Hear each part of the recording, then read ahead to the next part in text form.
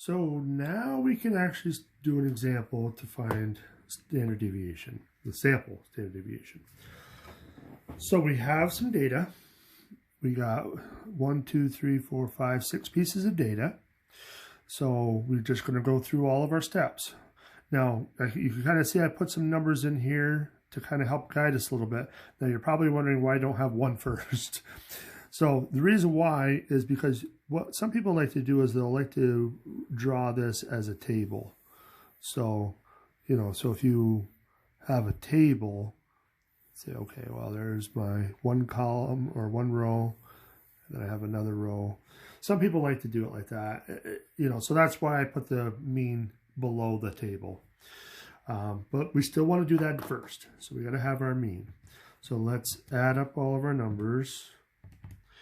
Plus 240, plus 264, plus 285, plus 305, plus 376 equals that. So 1668. And we want to divide that by 6, which gives us 278. So there's step 1, done. So now we want to subtract 278 from every single one of those numbers, and we can write them down in that first column. So again, we're just going to subtract. So you always start with the value first and subtract the mean second. So it's going to give you some negative numbers in some cases. So we get a negative 80 for the first one. So 240 minus that. I'm going to just kind of write some of these in because I'm pretty sure I know what the answers are. Whoops. Helps if I subtract correctly. So this would be 38. So that would be a negative 14. So now 285 is bigger than this, so we should start getting some positives. So if we subtract 285 minus this, we're going to get a positive 7. 305 minus that is going to be 27. And then 376 minus that looks like it's going to be 98. So again, I didn't do it on the calculator, but trust me, I did subtract correctly. I did make a mistake initially, but I fixed it. So we should be good with that. So that's step 2. Is to do all those subtractions and get all those results. Step 3 now is to take all those results we just found and square them. So now we got to say, okay, 80, and now even if you put the negative in there, that's fine. And if we square it, it's going to become positive. So positive 6,400.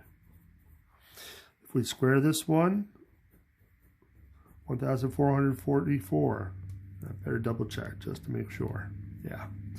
14 times 14 is 196. 7 times 7 is 49. 27 times 27, I think, is 729, but let me double check. It is.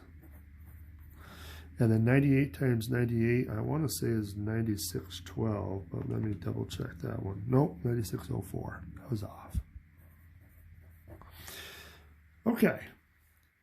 So, again, you're just squaring every one of those. Now comes step 4. Step 4 we want to add. So we're going to add all those numbers we just found and see what we get. So 6,400 plus 1,444 plus 196 plus 49 plus 729 plus 9604 equals 18,422. Okay. So that's step 4. Step 5 now is we want to take that result we just found and divide it by n minus 1. So 18,422 divided by, we had 6 numbers, so n was 6. So we want to divide it by 5. And we're going to get, I'm going to write it underneath because I know I don't have enough room there. So 3684.4. A little trick with that is instead of dividing by 5, if you multiply it by 2 and move the decimal point over, it does the same thing. So that gives you that result. So now your last step is going to be to square root that 3684.4. So 3684.4 square rooted, 60.699. I would say let's round this to 1 decimal place. We should be fine with that. So 60.7 is your standard deviation for that problem. Again, not super hard math steps, but you just got to be organized. That's half the battle with statistics, is being very organized. So if you can try to lay it out something like this, that's fine. You can lay it out any way you want down on the next problem. So let's see if we can squeeze that in real quick. So we're going to need a mean. So let's start with the mean. And I'm going to leave a little bit of space because that's just the way I do it. That's the way I roll. Okay. So 2 plus 5 plus 6 plus 8 plus 9 plus 11 plus 15 plus 19 equals 75. So we got 75 over 1, 2, 3, 4, 5, 6, 7, 8. So if we divide that by 8, 9.375. Now, the one thing to keep in mind is when you square something, it doubles the number of decimal points. So I don't want to have to deal with 6 decimal points, and I don't think you do either. But we should at least have 1. So let's round this to 1 decimal point. So 9.4. Okay, so there's step 1. We have our mean. Step 2, we got to subtract. So we're going to say x minus x bar. So if we subtract, always subtract the value minus the mean. So 2 minus 9.4, which is negative 7.4. 5 minus that is negative 4.4. Negative 3.4. Negative 1.4. Negative 0.4. Now it's bigger, so this is going to be a 1.6 and 5.6 and 9.6. Now again, I can do a lot of this in my head, so that's what I did. But if you're not sure, just double check. So 11 minus 9.4 equals 1.6. So we're good. Now, squaring is going to be your next step. So this was step 2. Step 3, oops, I wrote it off there, is going to be to square all of those results. Now, some of these I don't know how to do in my head, so I'm going to cheat and use the calculator. So remember, if you put the negative in front of it and square it, it should go away. So 54.76, 4.4 squared, 1936.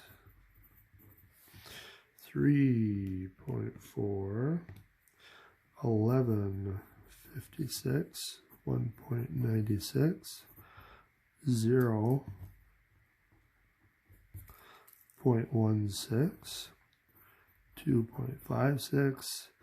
I think that's 30.56, but I can't remember.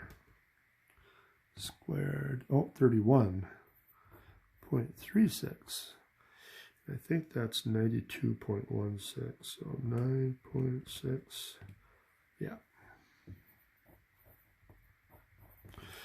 Okay. All right, so we subtracted, we squared them. So next is we got to add them. So